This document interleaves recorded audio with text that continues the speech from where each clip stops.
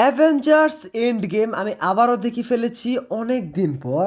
আমি লাস্ট মনে হয় 2021 সালে দেখেছিলাম। তারপর এই Avengers Endgame and Infinity War দুইটা একসাথে দেখেছি। হ্যাঁ, আমি মার্ভেলের অন্যান্য মুভিগুলো দেখছি, বাট পুরো মার্ভেলটা আমি দেখতে পারি না। আমি খালি স্পয়লার শুনছি, এরকম করে আমি চালিয়ে দিয়েছি। পুরো দেখার মতো আমার সৌভাগ্য হয় নাই। সৌভাগ্য বলার কারণ হচ্ছে ভাই, মার্ভেলের মতো ভাই এই যে কি বলে অ্যাভেঞ্জার্সের মুভিগুলো যে ছিল, অ্যাভেঞ্জার্স ইউনিভার্সটা ভাই, আমি এখনও চিন্তা করি ভাই এরকম আর কোনো মুভি ইউনিভার্স আসবে ভাই? পুরো হোল ওয়ার্ল্ডে আসতে পারে ইন ফিউচারে মেবি, বাট মার্বেলের মতো এত সুন্দর হবে না ভাই, আমি বলতে পারি।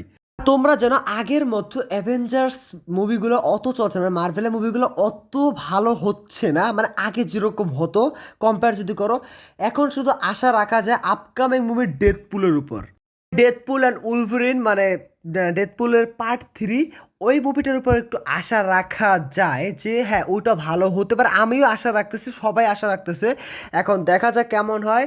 হ্যাঁ, অ্যাভেঞ্জার্স মুভির সম্পর্কে তো কথা বলাই হয়নি। অ্যাভেঞ্জার্স মুভিটা ভাই, আমি কি বলবো ভাই, এখনও ওই আগের মতো টাচ করছিল যখন 19 সালে রিলিজ দিচ্ছিল, মানে প্রথম প্রথম একদম মুভিটা জাস্ট রিলিজ দিয়েছে, তখনও ভাই আমি যেরকম এনজয় করছি 21 সালের দিক দিয়ে আমি ওই রকমই এনজয় করছি। বাট এখনও ভাই সেম এই 24-এ আসছে হবে, সেম লেভেলে আমি ফিলিং পেয়েছি। মানে ভাবছি যে আমি আবার নতুন করে দেখতেছি, মানে নতুন একটা মুভি আমার সামনে আসছে।